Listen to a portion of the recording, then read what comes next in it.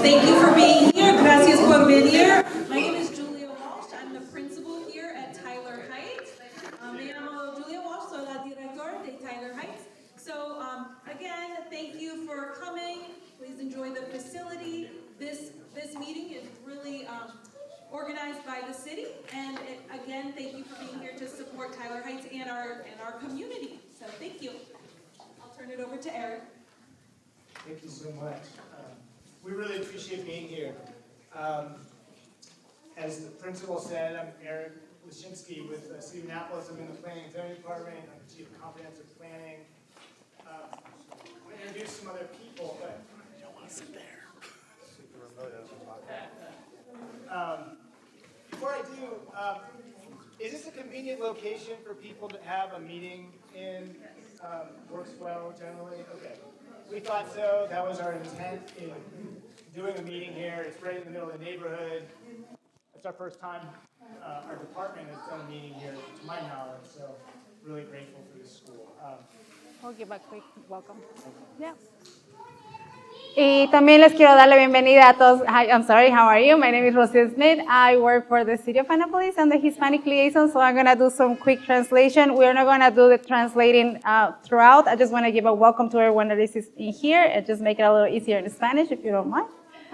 Muchas gracias a todos por venir esta noche. Estamos muy agradecidos que estén acá. Estamos aquí con Eric. Él trabaja con Planning and Zoning en la ciudad de Annapolis. Solo queremos recabar su información, darles algunos datos de lo que está pasando y lo que queremos hacer aquí en la ciudad.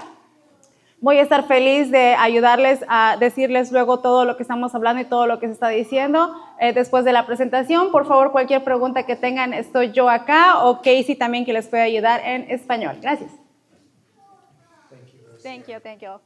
We have multiple Spanish speakers here. Anybody invites family or friends to our upcoming meetings, please let them know this is our policy and try to make it meetings as accessible as possible.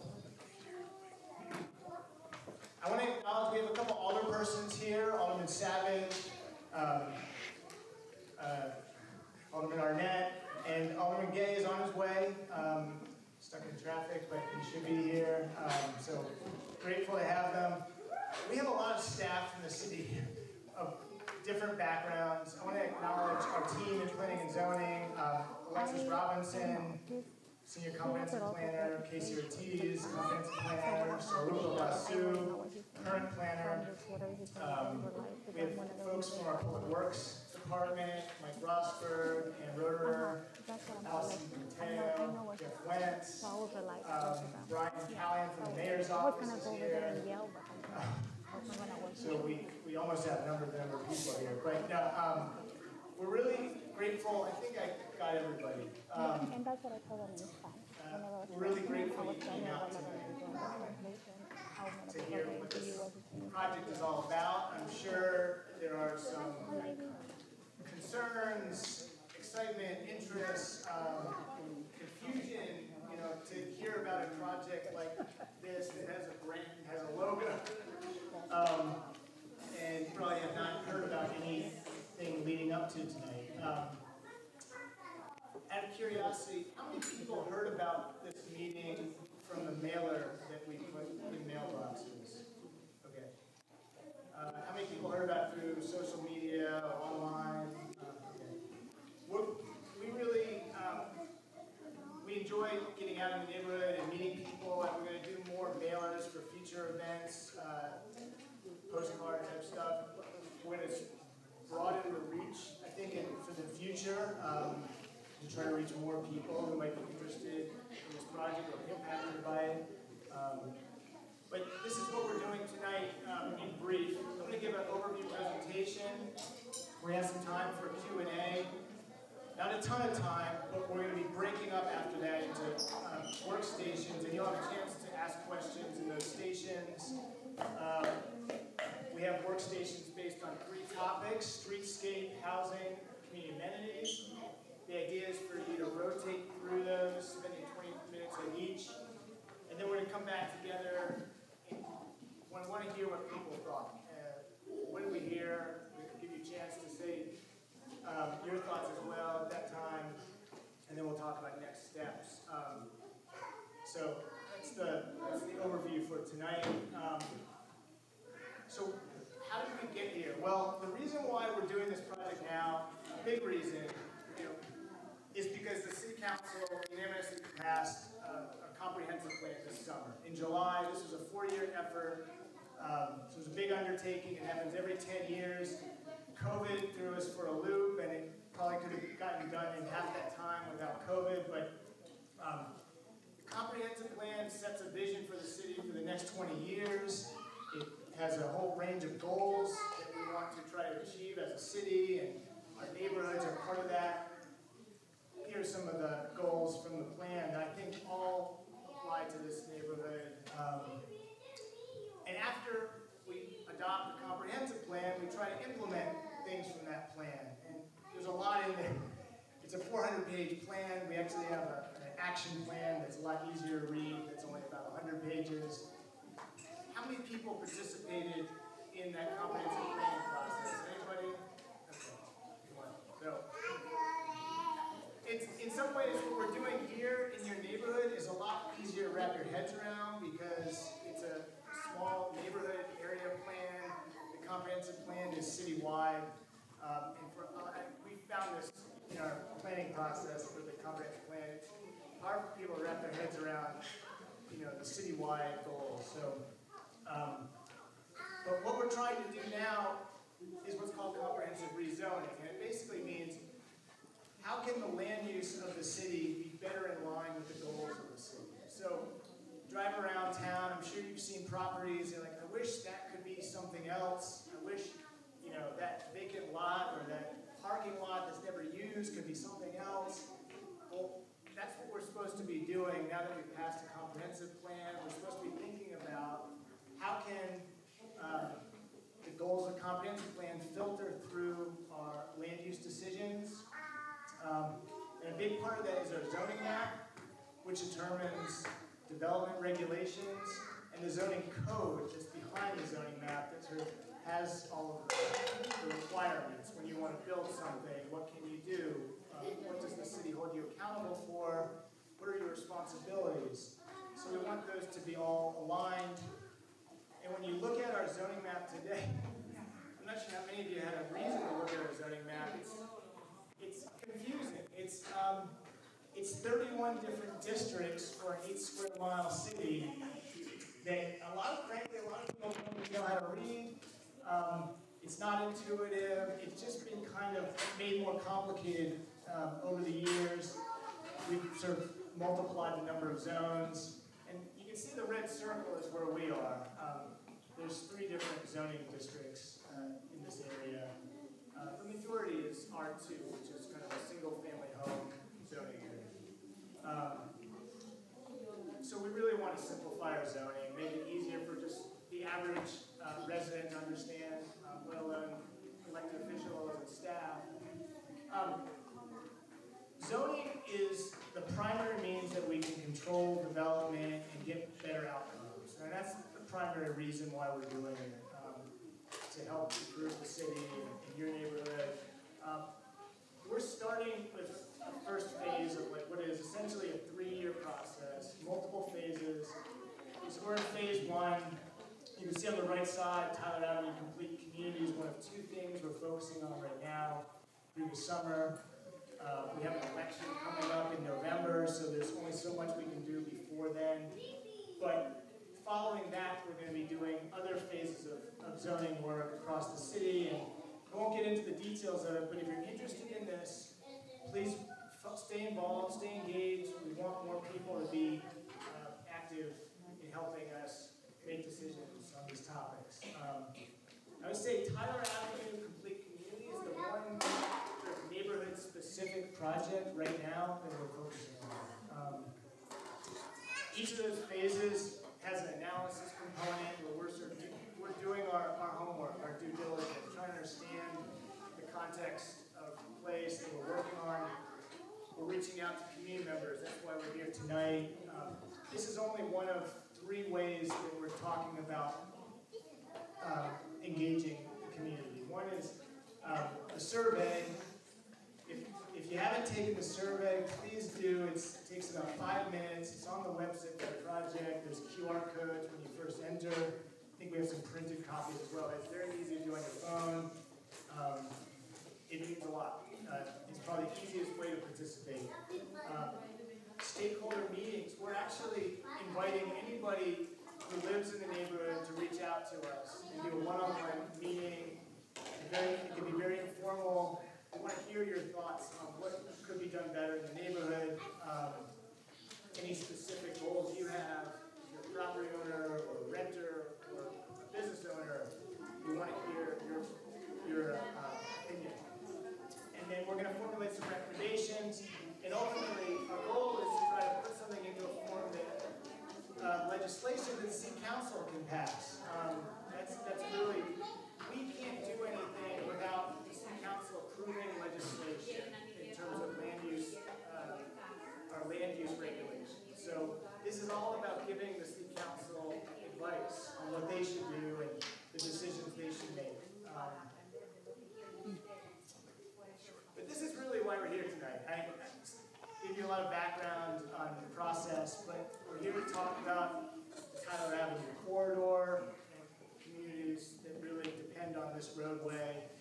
I've been with the city for 4.5 years. I've heard lots of comments about Tyler Avenue from Hillary Raftovich, who is the city's constituent services person. She's the one who tends to get the complaints first from folks. We're very aware of the traffic safety issues on this street. And this image is just kind of indicative of the challenge and the problem here. Sidewalks too narrow. There's really very little to slow a car down on this street right now. There's one crosswalk. So this is a big part of the reason why we wanted to do a project specifically about this neighborhood. Land use and the streetscape are intimately linked. If you think about why are fast food restaurants and gas stations on the largest roads in the city that move the most cars? Because of the design of the roadway, right? We can design a roadway that's safer, that serves the residents a lot better. The other reason why we're here is because you have a very unusual lot configuration in this neighborhood.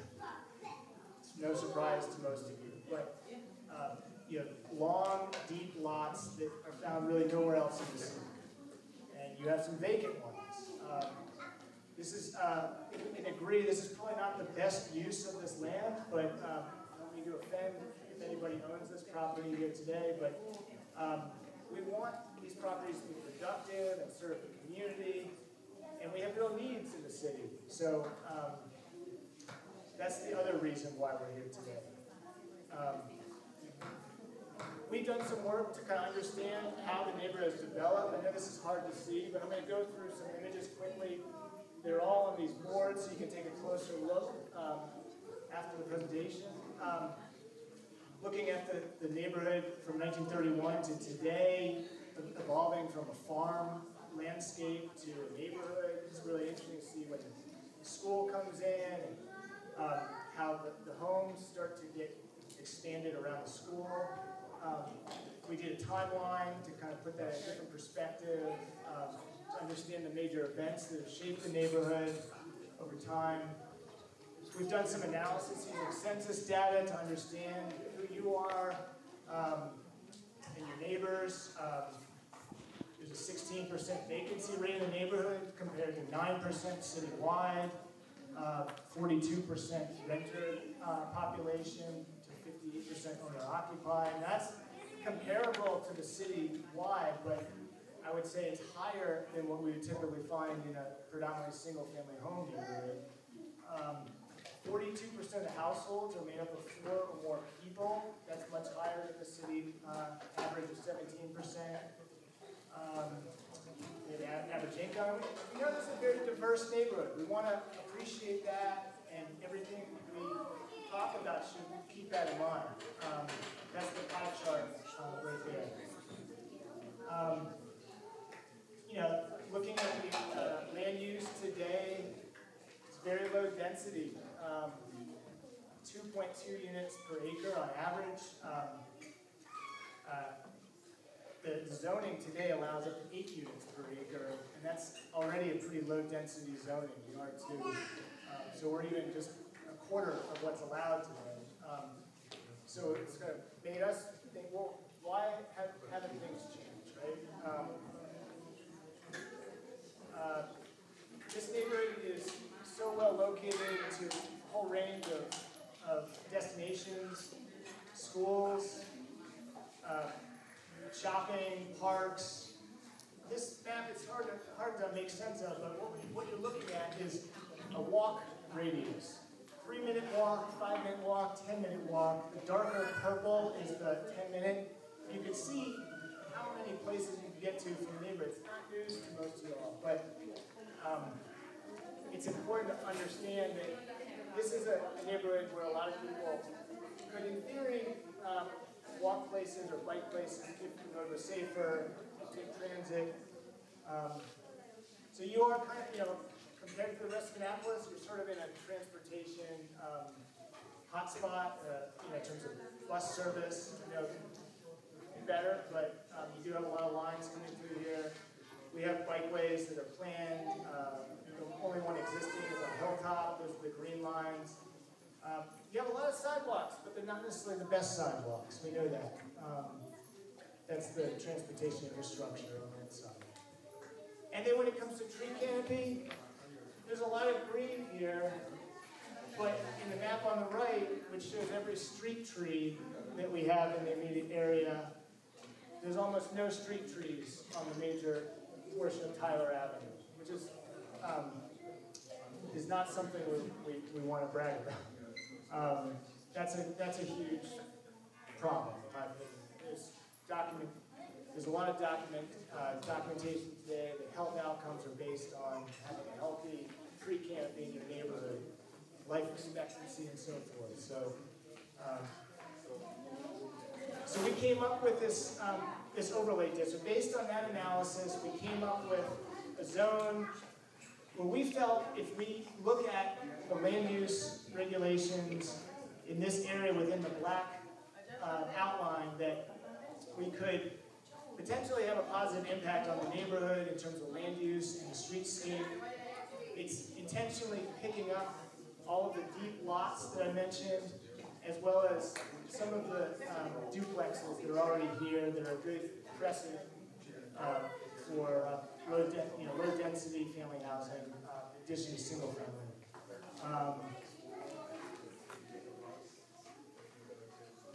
Overlay zones, it's kind of a wonky planning term, but we have 2 of them in the city already. They're Eastport.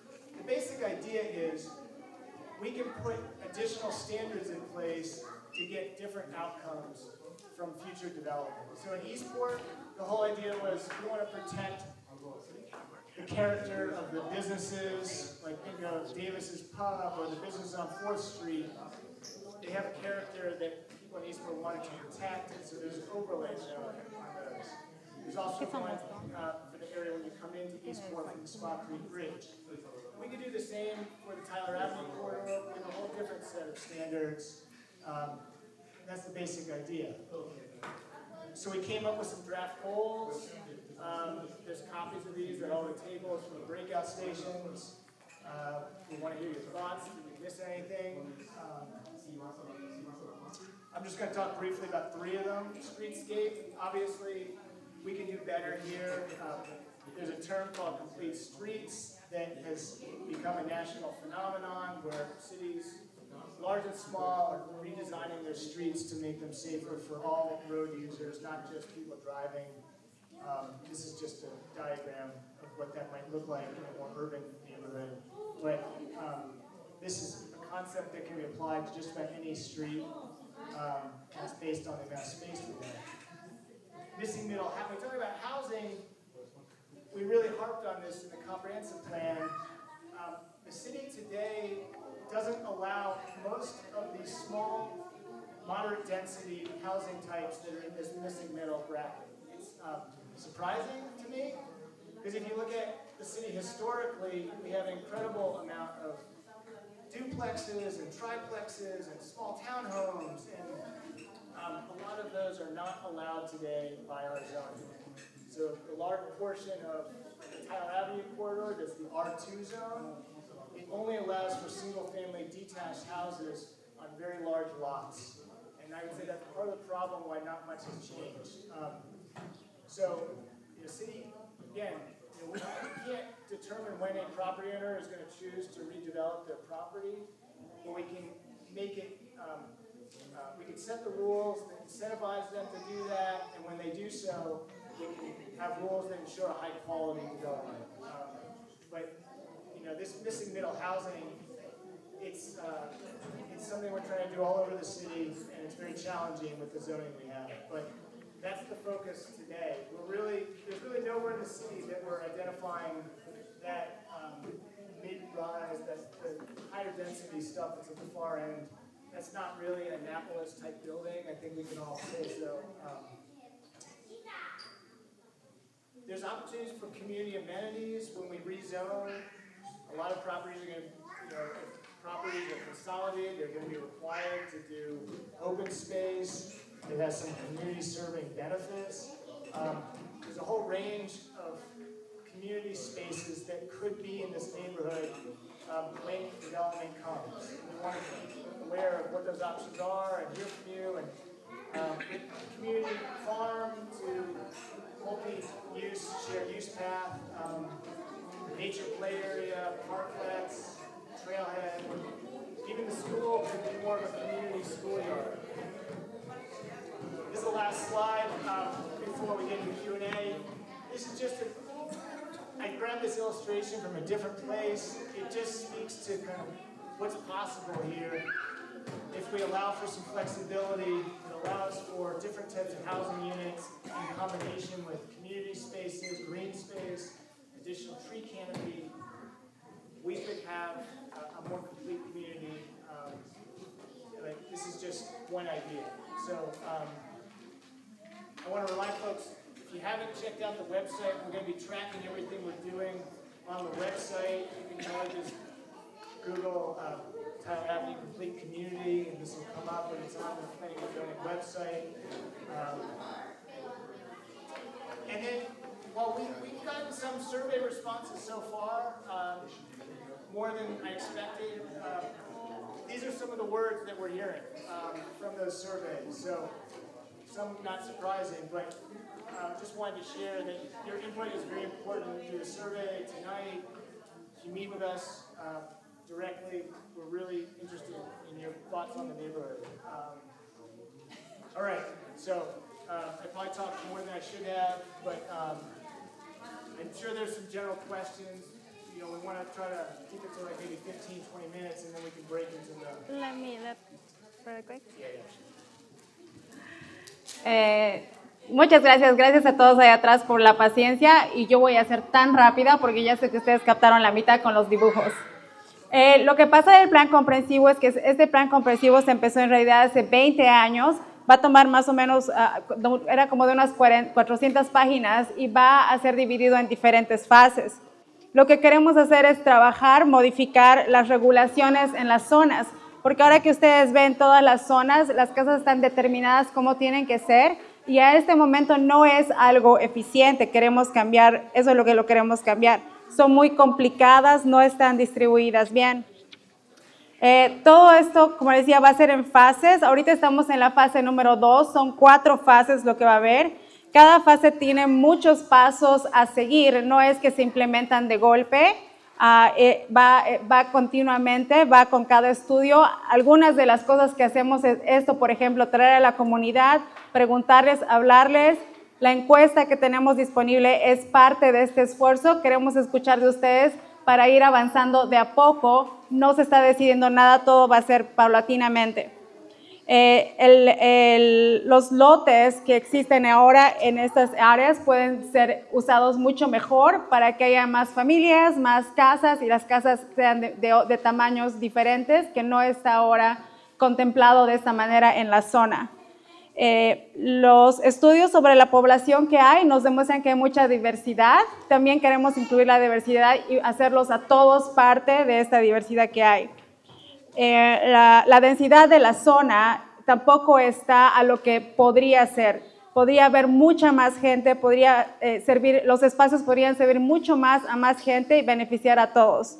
Hay muchos lugares a los que se podría llegar caminando. Es imposible hacerlo ahora porque no hay calles seguras. Esto es un lugar, la Tyler Avenue es un lugar tan céntrico que podríamos mandar a nuestros hijos en bicicletas, nosotros mismos ir caminando como estamos acostumbrados. Ahora no podemos porque no hay seguridad. Y eso es lo que este plan quiere hacer, traer seguridad a las calles para que todos podamos usarlas más. Queremos que las calles se vean más. Hay 3 objetivos y van a ver esos 3 objetivos en las hojas que están ahí con ustedes, que son que las calles se vean más bonitas, es importante, que las casas puedan ser, como dije, de diferentes tamaños, no solo chiquitas o grandes, que sean diferentes tamaños, y que haya mejores amenidades y espacios para nuestros niños y para recreacionales. Lo que vamos a hacer ahora va a ser dividirnos en grupos de trabajo y entonces va a haber también gente disponible que hable en español para mostrarles un poco más en detalle todo esto. Esto era nada más, era la introducción, pero básicamente lo que está pasando. Gracias. Thank you, Lisa. Are there any immediate questions I can help answer? Yes, ma'am. Number one is, are you considering Tyler Avenue that is on the other side of Bay Ridge separately between Tyler Avenue, Forest, and Bay Ridge? Because they are very I'll repeat the different. question. Yeah. The question is whether we're considering the focus of this project in the portions of Tyler Avenue past Bay Ridge Avenue or past Forest Drive. And the answer is, as of now, no. We wanted to focus on the most heavily traveled portion of Tyler Avenue, where we know there's major transportation problems, safety-wise, where the highest volume of vehicles go. Robinwood is already going through a redevelopment process that is kind of a separate thing. And then the Green Acres neighborhood that Tyler Avenue goes into, the traffic volumes change considerably once you enter that neighborhood. So no, as of now, the project is focusing Bay Ridge Avenue and Forest Drive. So if you're, from what I understand, it's a very heavily trafficked road. And we're proposing to change the zoning at Fort Collins. How is the city going to deal with the additional traffic? Great I question. mean, it's almost impossible. If there's one accident, everything's written off. I should have let me reiterate that we have to start with infrastructure. And that's the streetscape improvements have to come first. That's really important. I know there are people in this room who have probably been chiming in and complaining and voicing their concerns for quite a while. Zoning changes do not have immediate impacts. And I think we constantly have to remind folks that we could change the zoning tomorrow and we might not see any, people still might not do anything with their properties for years to come. It's something we've been grappling with internally because some of these large lots, frankly, are very challenging to develop without having access from the rear, So, we want to basically set up the rules for improved infrastructure within the zoning as well as doing capital project type work to the streetscape in the short term. So it's kind of a two-phase type of, do you want to say something? Thanks, Eric. So, Rob Savage, Alderman from Ward 7. Just expand a little bit, because I think it's important to point out you're absolutely right as far as transportation. As Eric said, that has to be one of the first things we do. And so that is, we actually have already approved funding in last year's budget for road reconstruction and just a new design for Tyler Avenue from Bay Ridge all the way up to Spa Road. And so that's first on the list. And that RFP was put out, the request for proposal was put out, I believe, a few months ago. That's moving along, so I hope we can get to work on that. There may be another meeting just on that aspect of it. So you're absolutely right. But they're building so much space, so where can we find what you guys are proposing for improvements? And who's to say something has a big lot, maybe they don't care if it's being, it's okay, it's okay. They might have impact, it's nice to have some green space there. Yeah, I'll let him answer that part, but as far as the roadway, the right-of-way, the space, the design is not set yet for the road, but we have a lot of room within this right-of-way to actually put in trees to make it more like a boulevard. We have room to put in actual full bike lanes and put in traffic calming measures, because I know we've gotten a lot of complaints about people speeding on Tyler Avenue. And you have to change the road, because right now it looks like a runway, so people are gonna drive like it's a runway. Actually, you've got to shrink it down and put trees, and maybe curbs, bump outs, raised crosswalks. That all leads up to the effort of trying to encourage redevelopment and revitalization. And there were some on Tyler Avenue, at one point, they were taken out, and the fire engines use that same 50%, that is not. Yeah, and a part of that is also building out transit, right? We have to build out transportation alternatives. We're working on cycling, we're working on exploring other alternatives as far as be it streetcars or buses for rapid bus transportation, bus rapid transit, all kinds of things we need to look at more seriously in the city to give people an alternative. Because as I like to always say, Forest Drive is the most dangerous road in the entire county. On Tyler Ave, we've had a number of deaths on as well, pedestrian accidents, I should say. So we have to do something, right? And I think it all works together in tandem. Yeah, I just want to also, this is the last thing I'll say, and I think we have to break to go to these groups, but I do want to reiterate that one thing we heard a lot when we were working on the comprehensive plan is just a general fear of walking around Forest Drive and other major corridors of the city. And it's amazing, you can look at charts of how many kids get driven to school today versus like 30 years ago. And you think about, we're comprehensive planners, we sort of look at the big picture. The number of people who are driving trips that they could be walking if the street was actually really nice, pleasant to walk on, is astounding. We had people come up to us, when we live along Forest Drive, they were like apologizing for getting in their car to drive 2 blocks to the CVS because they were afraid to cross Forest Drive. So that's, in my view, that's kind of unacceptable. It certainly makes traffic worse, adds congestion. We can really alleviate congestion if we give people more options to get around. That's a big part of it. So, I'm asking a whole new way. We need to break. Tell folks again that we have a station that Alexis is staffing here that's specifically focused on street space. We have a station in the middle that I'm staffing that's focused on housing questions. And then Casey is focusing on community amenities, the last 2 tables. So you can spend all your time at one, but we encourage you to move around every 20 minutes. And then we're going to come back to that.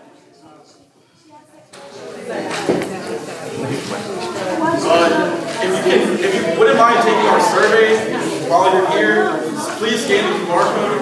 If you have a lot of food, please make sure you eat the food. We don't want to take it home. Also, if you have any questions, please feel free to reach out to us, and our emails are on everything. So if you want to be with us separate of this meeting, please feel free to reach out to us. Y por si acaso van a ver 3 mesas, si es que quieren ver. Una mesa va a ser sobre las calles, cómo van a ser las calles distribuidas, con Alexis para allá. También va a estar un lugar donde va a hablar sobre las casas con Eric, y las amenidades de la comunidad va a estar con Casey por acá también. Algunas de las preguntas que se hizo fue, 2 preguntas, fue que si es que va a haber más, dónde va a haber más tránsito, o qué calles está abarcando esto, es solo Bay Ridge y Forest Drive, y cómo se va a lidiar con más gente viviendo aquí. Primero vamos a trabajar en las calles, esa era la respuesta. Vamos a hacer ahora los grupos. Gracias por su atención.